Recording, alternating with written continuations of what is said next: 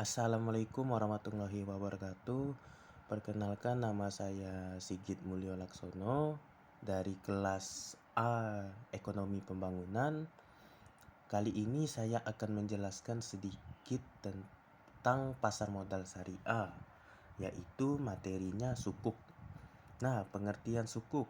Sukuk ini adalah surat berharga syariah jangka panjang yang diterbitkan oleh emiten atau penerbit obligasi kepada pemegang sukuk yang mewajibkan orang tersebut untuk berdiri dan memungkinkan investor untuk mendapatkan penggantian dalam bentuk bagi hasil, margin, komisi, dan dikembalikan secara bersama-sama pada saat jatuh tempo yang telah ditentukan. Perbedaan antara sukuk obligasi dan sukuk konvensional ini cenderung tidak ada, tapi perbedaan antara obligasi syariah dengan obligasi tradisional itu ada. Nah, perbedaannya ialah dalam harga emisi, jatuh tempo, dan jatuh tempo peringkat. Nah, perbedaan pendapat, penghasilan, dan surat sanggup tradisional berdasarkan dari bunga yang besarnya ditentukan pada awal transaksi. Sementara itu di dalam obligasi syariah ialah imbal hasil dari berbagai distribusi keuntungan yang ada di masa depan nanti. Nah, selanjutnya karakteristik dan macam-macam dari sukuk.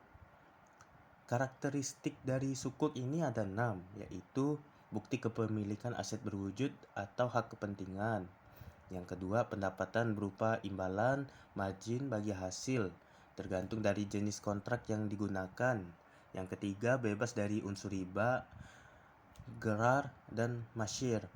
Yang keempat, diterbitkan oleh Special Purpose Vehicle atau SPV. Yang kelima, membutuhkan aset yang mendasari. Dan yang keenam, penggunaan pendapat atau sales revenue harus sesuai dengan prinsip syariah. Nah, macam-macam sukuk ini ada 3, ini garis besarnya, yaitu ijrah sukuk, sukuk istinha, dan yang terakhir sukuk mudaharabah. Selanjutnya, proses penerbitan sukuk dan pihak penerbit sukuk. Untuk menerbitkan obligasi syariah ini, persyaratan berikut harus dipenuhi. Yang pertama, kegiatan emiten tidak bertentangan dengan syariah. Yang kedua, ini memiliki dasar atau citra yang baik. Nah, mengapa demikian? Karena di saat menerbitkan obligasi syariah sebelum ditawarkan kepada investor. Nah, yang selanjutnya untuk proses penerbitan sukuk dan pihak penerbit sukuk ialah saat menerbitkan obligasi syariah sebelum ditawarkan kepada investor harus melalui langkah. Yang pertama, emiten melalui pinjaman emisi obligasi mengajukan penawaran obligasi syariah kepada DSN atau MUI. Yang kedua, penerbit akan melakukan presentasi proposal kepada Badan Eksekutif Harian DSN.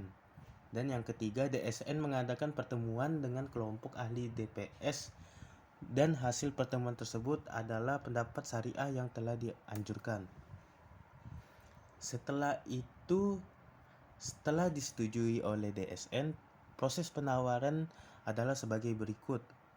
Penerbit menyampaikan dokumen yang diperlukan untuk menerbitkan obligasi syariah kepada peminjaman emisi atau wakil emiten. Yang kedua, peminjaman emisi melakukan penawaran kepada investor. Jika investor tertarik, mereka menyetorkan dananya ke emiten melalui peminjaman emisi.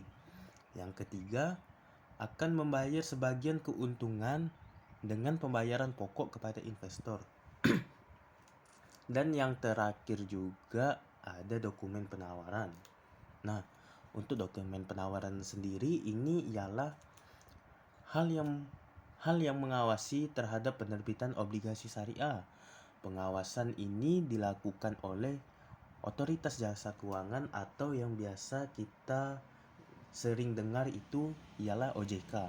Nah, untuk pasar modal syariah sendiri ada satu lagi badan pengawas yang membawahi aspek-aspek dari syariah tersebut. Nah, Dan yang terakhir dari penjelasan dari saya, yaitu garis besarnya, yaitu ialah obligasi syariah juga memiliki beberapa ketentuan pokok sukuk, yaitu ketentuan umum dan ketentuan khusus.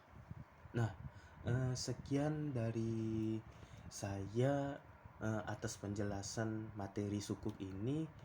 Bila ada kekurangan dari penjelasan materi saya, mohon dimaafkan. Dan lebih jelasnya bisa dilihat di makalah yang saya buat nanti. Sekian dari saya. Wabillahi taufiq wal hidayah.